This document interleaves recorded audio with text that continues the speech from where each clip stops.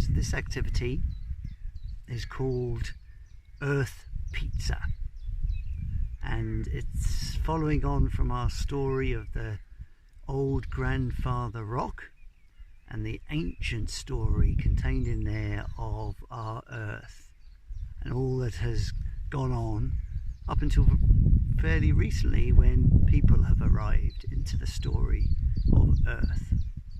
So we're going to make a pizza, an Earth pizza, but instead of cheese and bread base and tomatoes and other ingredients that you might like on a pizza, we're going to make it out of natural earth materials.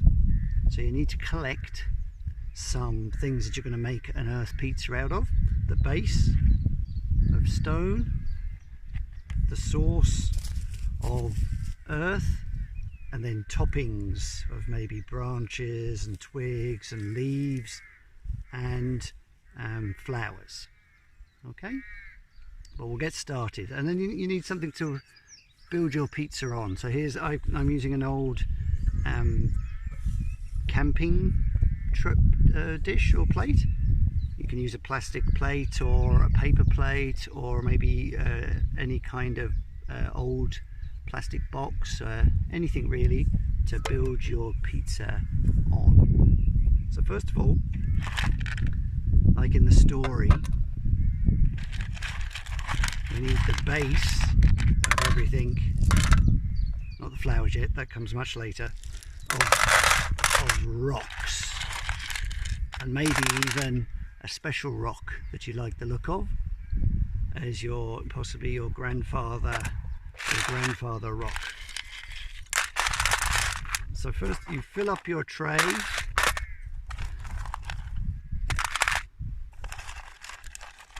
with as many stones as you can find, and that is your base of your pizza, the bedrock of Earth.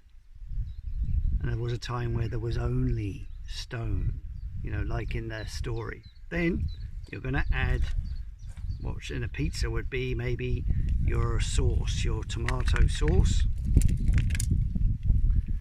and that is the soil.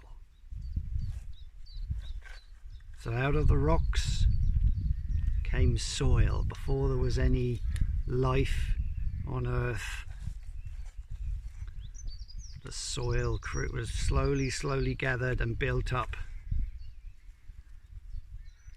to allow plants to grow. So then you can add what might be like the cheese of your pizza and your other ingredients. So now you can start building your earth pizza as if it's a small world, a mini world. So some of these leaves might stand up if you move your rocks around to look like trees. And you've also got, because moving on from small plants, you would have trees growing. Okay, like that, yeah, blowing in the wind. So slowly the forests would grow up like this, and then there would be flowers, and the animals then started appearing to the story. So then you can start adding your flowers in to your earth pizza, or your mini world. And I've got this one here still with its stalk, and I was hoping that might stand up somewhere, if I can figure out a way between the soil and the rocks to support it. Be a bit like a very unusual tree, like that. Yeah? So you keep adding to your pizza whichever way you want, and depending on what you can find, to create this little world. Okay, I'll just hold that up just see it a bit better. Now finally in the story you have the arrival of people. So if you have any little toys, they could be animals as well, if you have any of your animal toys, or these great little Lego guys, whatever you have, you can start the final bit of the story, as it is so far, is people coming into the world. And what do people do when they arrive? Well, they start organizing things. So they might want to create some form of shelter. So you would then start creating, maybe moving some rocks around, using a bit of wood as roof, stitch your little character in. So here's his shelter, and maybe this guy might live over here.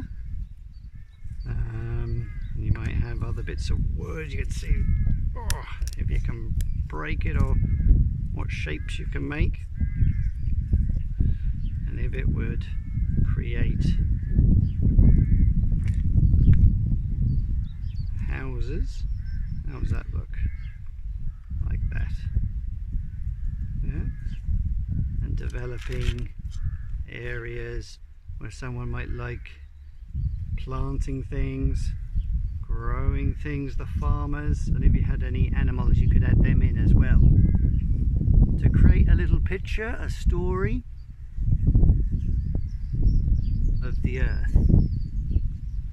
There's my little one that I've done very quickly. You can take much more time, and then you can show it to each other and tell the story of your mini earth.